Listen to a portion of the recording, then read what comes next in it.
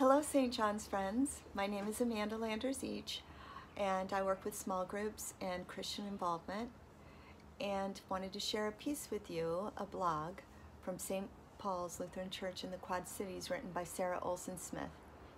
This piece is called Simple Joys. Months ago, my brother and I were talking about the things we were most excited to do on the other side of this pandemic.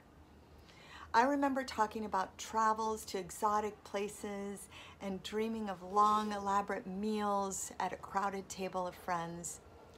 I imagined those experiences with bells and whistles and extravagant and big demonstrations in the boldest of ways to return to life.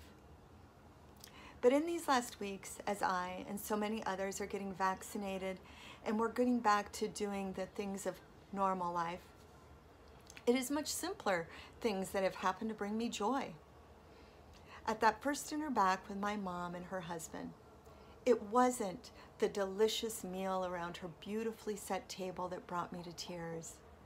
Those tears of joy and relief came instead while I was standing next to my mom in the kitchen, just drying dishes.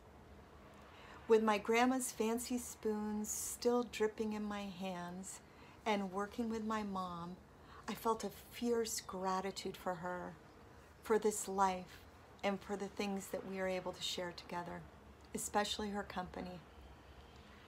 The mundane act of drying dishes turned out to be the greatest blessing of all. It felt like a miracle. A similar thing happened at church on Easter morning.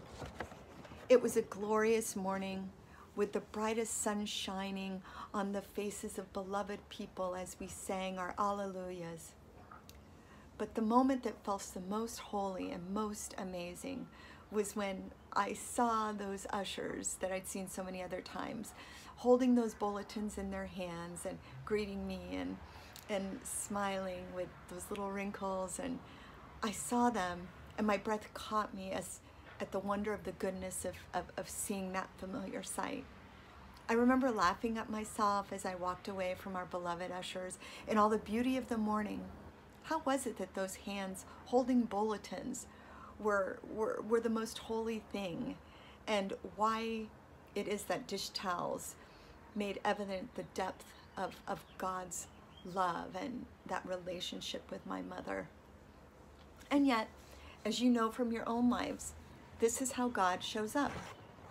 God's love is found not always in the fancy and in the exceptional, but in the daily, simple, and human stuff.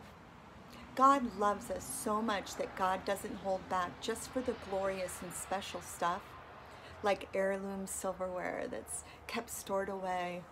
God breaks into our ordinary days, and in the simple, familiar, common, and daily stuff reminds us of our connectedness to one another and to God.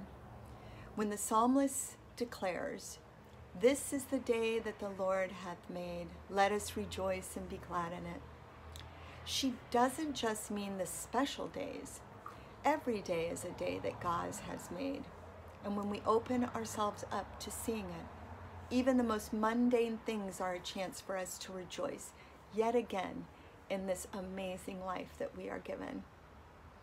Peace to you and yours, and many virtual hugs.